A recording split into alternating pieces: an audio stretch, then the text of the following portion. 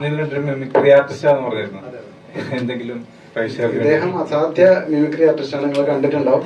പിന്നെ ഇപ്പൊ നമ്മൾ സിനിമ ഈ ആക്ടിങ്ങിലൊക്കെ കോൺസെൻട്രേറ്റ് ചെയ്യുന്നതുകൊണ്ട് തന്നെ ഇപ്പൊ ഒരുപാട് കാലമായിട്ട് അങ്ങനെ അധികം ചെയ്യുന്നില്ല. ഇപ്പൊ കാരണം വെച്ചാൽ നാടകത്തിലായാലും സിനിമയിലൊക്കെ ആയാലും ഡയറക്ടർ ചെയ്ത് കാണിക്കുന്നത് നമ്മൾ അതുപോലെ ഇമിറ്റേറ്റ് ചെയ്യാനുള്ള ടെൻഡൻസി നമുക്ക് വരാറുണ്ട്. അതുകൊണ്ട് തന്നെ മിമിക്രി മാക്സിമം കുറച്ചുകൊണ്ടിരിക്കുക. ഞാൻ ചെയ്ത ഒരു ഡയലോഗ് കോമഡി ഉത്സവത്തിലൊക്കെ ഞാൻ വന്നിട്ടുണ്ടായിരുന്നു. അവിടെ ഞാൻ അക്ഷയ് കുമാറിന്റെ ഒരു സ്പോട്ട് ടൈപ്പ് ഞാൻ ചെയ്തിരുന്നു. അക്ഷയ് കുമാറിന്റെ അത് ഞാൻ ചെയ്യാൻ ശ്രമിക്കാം.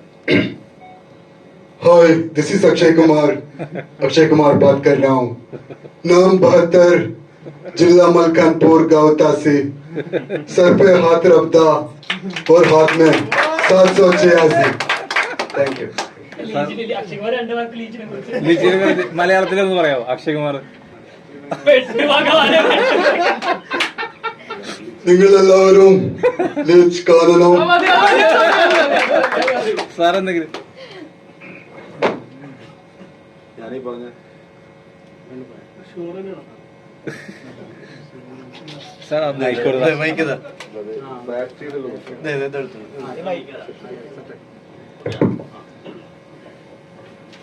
പറഞ്ഞ പോലെ തന്നെ ഒരുപാട് സ്റ്റാർ ചെയ്തിരുന്നു. 50, 65, 70 സ്റ്റാർ ചെയ്തിരുന്നു കുറെ വർഷം. തള്ളണമല്ല, ഇപ്പൊ ചോദിച്ചപ്പോഴും പറഞ്ഞുതരും, പക്ഷെ അന്നത്തെ പ്രാക്ടീസ് ഒന്നും ഇപ്പൊ ഇല്ല. എന്താന്ന് വെച്ചിട്ടുണ്ടെങ്കിൽ ഇപ്പൊ പുതിയ ആൾക്കാരൊക്കെ വന്നു. മഹേഷൊക്കെ നമ്മുടെ സുഹൃത്താണ്. എനിക്ക് സിനിമയോടാണ് താല്പര്യം. ഇപ്പൊ ഞാൻ നിങ്ങൾക്ക് അറിയാവുന്ന ആൾക്കാരാണെങ്കിൽ നാദർഷയ്ക്ക് അടുത്തോ കോട്ടൻ നസീറിന്റെ അടുത്തോ പിന്നെ നവാസിന്റെ അടുത്തോ ആരുടെ വേണമെങ്കിൽ ചോദിച്ചാലും അവിടുത്തെ എൻ്റെ അടുത്ത് പറഞ്ഞിരിക്കുന്നത് നീ കൂടുതൽ സ്റ്റാർ ചെയ്യണ്ട, നിനക്ക് അഭിനയിക്കാനാണ് താല്പര്യം വെച്ചാൽ നിനക്ക് നിന്റേതായിട്ടുള്ള ഒരു ഐഡന്റിറ്റി ഉണ്ടാവാൻ അത് മാറ്റി വെക്കുന്നതാണ് നല്ലതെന്ന് പറഞ്ഞുകൊണ്ടാണ് ഞാൻ മെല്ലെ മാറി കുറച്ച് പാട്ടുകാരുടെ ശബ്ദത്തിലേക്ക് പോയത്. അത് തന്നെ 100 ആയിട്ടുണ്ട്. പിന്നെ മറ്റേത് 50 ആക്കാൻ എനിക്ക് പാടുണ്ടോ ഇല്ല. അപ്പോ ഞാൻ കുറച്ച് പാട്ടുകാരുടെ വോയിസ് ഒരു 4 വരി ഒന്ന് പാടി നോക്കാം. വിദ്യാധര മാഷിന്റെ ഒരു 4 വരി പാടാം.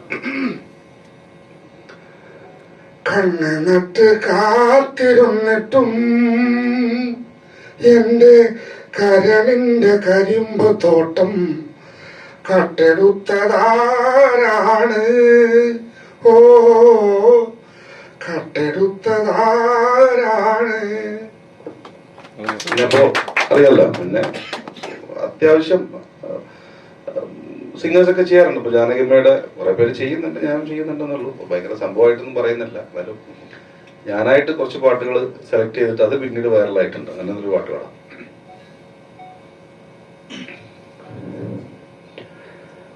ചിന്നത്തായൾ തന്തരായി സാവി ഉള്ളിൽ തോണ്ടിയ ചിന്നരോസാവി ചൊല്ലവാരോ എന്തൻ ബന്ധങ്ങൾ നീയാർ എന്തൻ കണ്ണിൽ ഉണ്ടൻ നീരോ ചിന്നത്തായൾ. കുറെ സിംഗേഴ്സ് ഉണ്ട് എനിക്ക് അറിയാവുന്ന. ഇതിന് തമിഴിലെ നിസാമക്കിനെ കൊണ്ട് ഒരു പാട്ട് പഠിച്ചിട്ടുണ്ട്. ഇതില് കോറസ് പാട്ടുണ്ടെന്ന് പറഞ്ഞു. എല്ലാരും കൂടെ പാടിയിട്ടുണ്ട്. പാട്ടുണ്ട്, പക്ഷെ നിസാമക്കാണ് അതിന്റെ മെയിൻ ലീഡ് പാടിയേക്കണത്. അപ്പൊ താങ്കൾ നേരത്തെ ചോദിച്ചില്ലേ ഒരു ചോദ്യം, ഈ തന്തയില്ലാത്തൊരു കുട്ടി എന്ന് ചോദിച്ചില്ലേ? അല്ല, അതിന്റെ ഉത്തരം കറക്റ്റ് പറഞ്ഞില്ല. അതായത് ഞങ്ങള് ബുക്ക് ഓഫ് സിനിമ എന്നുള്ളൊരു നേരത്തെ പറഞ്ഞില്ലേ, താങ്കൾ തന്നെ ചോദിച്ചില്ലേ ബുക്ക് ഓഫ് സിനിമ ഒരു നല്ല കാര്യമുണ്ടെന്ന് പറഞ്ഞില്ലേ? ഞങ്ങൾ രണ്ടുപേരും പ്രവാസികളാണ്. 10-20 വർഷമായിട്ട് ഒരുമിച്ച് അവിടെ ജോലി ചെയ്യുന്ന ആളാണ്. എനിക്ക് ജോലിയില്ല, ഫ്രീലാൻസ് ആണ്. ഇദ്ദേഹത്തിന് ഒരു കമ്പനിയൊക്കെ ഉണ്ട്. ഞങ്ങളെപ്പോഴും ഞാനും ഒരു 7-8 സിനിമ അഭിനയിക്കാൻ വേണ്ടി പോയിട്ട് ലക്ഷങ്ങൾ കളഞ്ഞിട്ടുള്ള ആളാണ്. അപ്പോൾ ഓരോ വരവും പോക്കും സ്വന്തമായിട്ട് ടിക്കറ്റ് എടുക്കുകയും റൂം എടുക്കുകയും ചെല്ലുമ്പോൾ ചിലപ്പോൾ പാസിംഗ് ഷോട്ട് ആയിരിക്കാം, ചിലപ്പോൾ ഡയലോഗ് ഉണ്ടാവില്ല. അങ്ങനെയൊക്കെ ഒരുപാട് പൈസ കളഞ്ഞിട്ടുണ്ട്. അതിലൊന്നും സങ്കടമില്ല, വിഷമമില്ല. കാരണം നമ്മുടെ ആഗ്രഹം സിനിമ ആയതുകൊണ്ടും അവിടെ നിന്ന് കിട്ടിയ അവഗണനകളൊന്നും 3ാമത്തെ ഇഡ്ഡലി ചോദിച്ചിട്ട് അടി ഉണ്ടാക്കിയിട്ടുണ്ട് ഗൾഫിലുള്ളത്. അപ്പൊ അതൊന്നും നമുക്ക് സങ്കടമേ അല്ല. പക്ഷെ പൈസയൊക്കെ പോയിട്ടും നമുക്കൊരു വിശ്വാസം ഉണ്ടായിരുന്നു, നമുക്ക് എവിടേക്കും നമ്മൾ എത്തും. അങ്ങനെ തുടങ്ങിയിട്ടുള്ള സ്നേഹത്തിന്റെയും സൗഹൃദത്തിന്റെയും പേരാണ് ബുക്ക് ഓഫ് സിനിമ. അതുകൊണ്ട് ഈ പറഞ്ഞ പോലെ നമുക്ക് ഉണ്ടായിട്ടുള്ള ഒരു ബുദ്ധിമുട്ട് മറ്റുള്ളവർക്ക് വരാതിരിക്കാൻ നേരത്തെ പറഞ്ഞ പോലെ നല്ല കഥകളും നല്ല സിനിമയും ഉണ്ടാവാൻ നമ്മളെപ്പോഴും book of cinema page number 1, 2, 3 ആയിട്ട് പോകും എന്നതൊഴികെ ഞങ്ങൾക്ക് അഭിനയിക്കണമെന്നൊന്നുമില്ല. ആ കൂട്ടത്തിൽ അഭിനയിച്ചു പോകണം എന്നുള്ളതിൽ അവഗണനകളില്ലാതെ അഭിനയിച്ചു പോകണം. നല്ല നല്ല സിനിമകൾ ഉണ്ടാവാൻ അതിൻ്റെ ഒരു ഭാഗമാവണം എന്നതുപരി ഈ SM എന്ന് പറഞ്ഞ ആളെ ഉദ്ദേശിച്ച് മാത്രമല്ല ബുക്ക് ഓഫ് സിനിമ ജനിച്ചിട്ടുള്ളത് എന്ന് പറഞ്ഞതാണ്. കറക്റ്റ്. പിന്നെ ഞാൻ കോമഡി ഉത്സവത്തിൽ ചെയ്തപ്പോൾ ഒരു കുറച്ചുകൂടി വൈറൽ ആയിട്ടുള്ള ഒരു സാധനം, മമ്മൂക്കയുടെ ഒരു 14 സിനിമയുടെ ഒരു ഡിഫറെന്റ് ആയിട്ടുള്ള ഒരു വോയിസ് ചെയ്തിരുന്നു. എത്ര പേര് കണ്ടോന്ന് എനിക്കറിയില്ല. അപ്പൊ അതിൽ 1-2 സാധനം ഞാൻ ഒന്ന് ചെയ്യാൻ നോക്കാം. ചോദിച്ചില്ല, പറയണോ? അപ്പൊ അടുത്ത് ഇറങ്ങിയ അതിലുള്ള നോമ്പ് പിടിച്ചിട്ട് തുറന്നിട്ടില്ല മനുഷ്യൻ. അല്ല, അത് സ്പോട്ടബിൾ അല്ലേ നമ്മളെ സമയത്ത്? ഓ, അതെല്ലാം ചാനലുണ്ട്. ഇതൊന്നും ഞാൻ തള്ളിയതല്ല. നിങ്ങൾക്ക് യൂട്യൂബ് കയറി നിസാം കാലിക്കറ്റ് അടിച്ച ഇൻസ്റ്റഗ്രാം അടിച്ചു കഴിഞ്ഞാൽ നിങ്ങൾ ഈ പറഞ്ഞ 80-90 അതിൽ കേൾക്കാം. 1 by 1 ആയിട്ട് കേൾക്കാം. അങ്ങനെ അത് നമുക്ക് വേണേൽ സെപ്പറേറ്റ് ചെയ്യാം. ഇപ്പൊ ഞാൻ മാത്രം ഇരുന്ന് പെർഫോം ചെയ്യുന്ന മോശമല്ലേ? അപ്പോ വടക്കൻ വീരഗാഥ 2ാമത് ഇറങ്ങിയിരുന്നല്ലോ. അപ്പൊ അതിന്റെ ഒരു ക്ലൈമാക്സ് പോർഷൻ അല്ല 4K മാറ്റം. അപ്പൊ അതിന്റെ ക്ലൈമാക്സ് പോർഷൻ ഞാനൊന്ന് പറഞ്ഞു നോക്കാം. ഇത്രേ ഉള്ളൂ.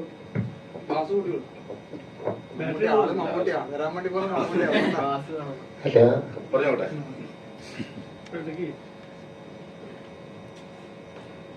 തലവെട്ടിയെടുത്ത് അമ്മയുടെ കാലക്കല വെച്ച് മടങ്ങണം. നാടുവാഴിയിൽ നിന്നും തട്ടുമുളയും വാങ്ങണം. നിന്റെ പേരും പോളും മാലോകർ വാഴ്ത്തിട്ട് എനിക്ക് പിറക്കഥ പോയ മക്കളാണോ നീ?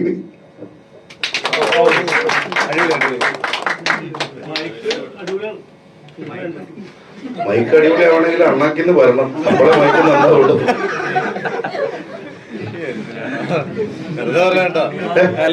ആകുന്ന കുഴപ്പമില്ല. ഇപ്പൊ മിമിക്രി ആർട്ടിസ്റ്റ് അല്ലേ ഭായി, നിങ്ങൾ എല്ലാരും പറഞ്ഞാല് നമുക്ക് എല്ലാം ഉത്തരണ്ട്. അതെ, മനസ്സിലായി. അല്ല, മൈക്ക് വേറെ കാര്യം ഉണ്ടല്ലോ. മുപ്പർ പറഞ്ഞൊരു കാര്യമുണ്ട്. സിസ്റ്റം, അതായത് നല്ല ഗെയിൻ ഉണ്ടെങ്കിൽ മാത്രമേ നമുക്ക് മമ്മൂക്ക വരുള്ളൂ, അല്ലെങ്കിൽ മാമുക്കയായി പോകും.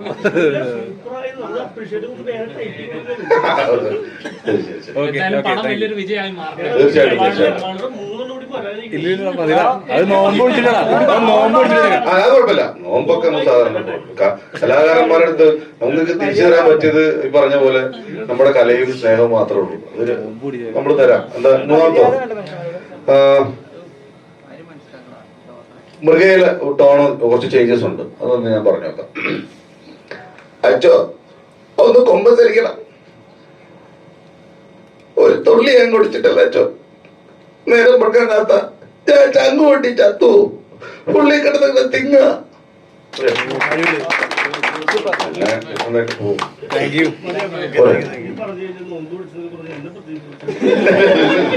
നോമ്പ് തുറന്നു ഓൾറെഡി. വെള്ളം കുടിച്ചല്ലോ. മതി.